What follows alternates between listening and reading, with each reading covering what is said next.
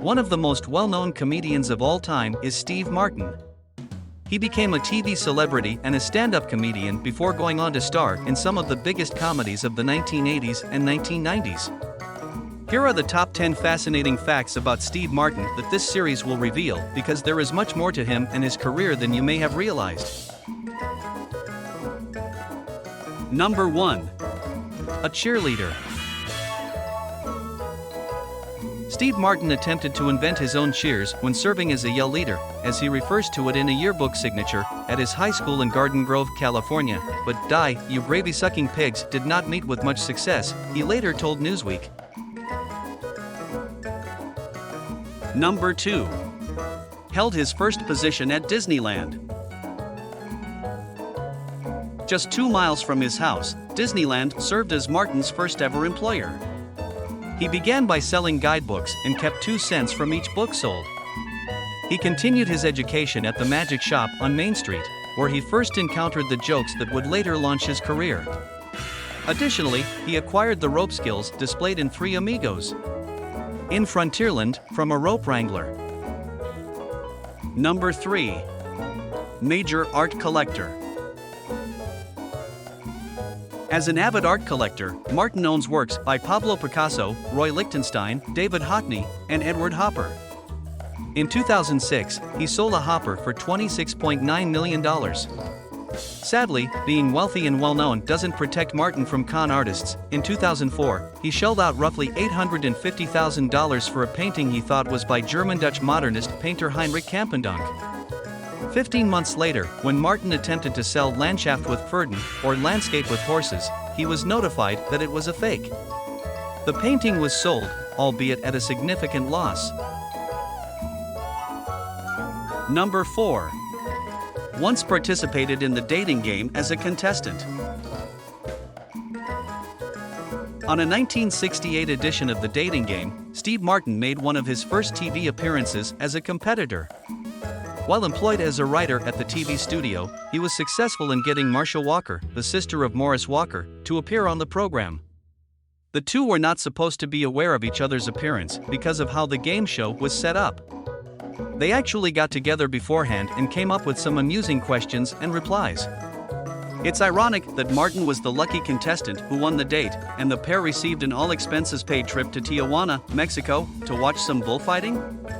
Walker now thinks that the Mexican bullfighting experience had a significant influence on Three Amigos, because it appears that things between Steve and Marcia took an amorous turn during the holiday. Number 5. Popularized the air quote. Martin is to blame if you use your fingers to create air quotes more often than you'd like. He made the gesture well known through his stand-up routines and guest appearances on Saturday Night Live. Number 6. Appeared as a character in a well-liked The Simpsons episode.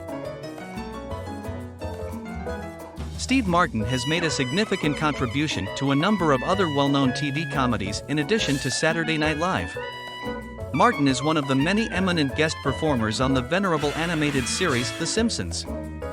The comic sensation contributed vocals to the popular program for its historic 200th episode, which debuted back in April 1998. Martin provided the voice of Sanitation Commissioner Ray Patterson in the episode titled Trash of the Titans. The Simpsons episode with the environmental subject quickly rose to fame and even helped the show win an Emmy for Outstanding Animated Program. Martin has recently lent his voice to the animated films The Prince of Egypt and Home. Number 7. Received numerous Grammy Awards. Martin has won a significant Grammy Award for his songs, as we've already said.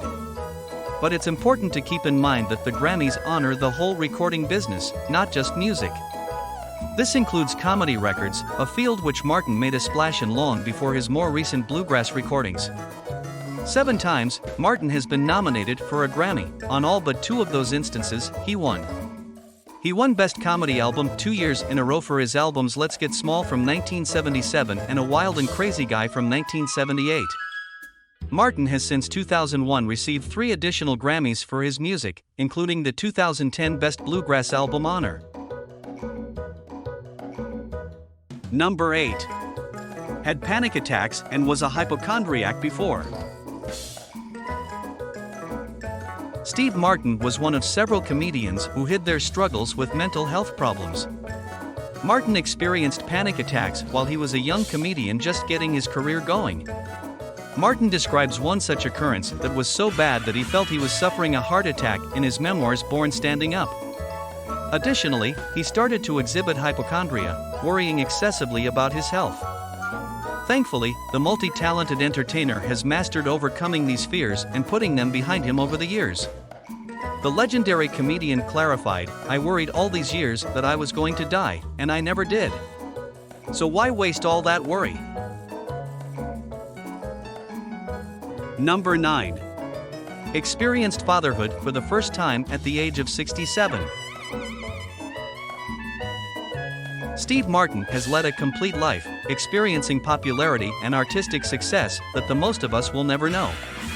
But he didn't become a father for the first time until very late in life.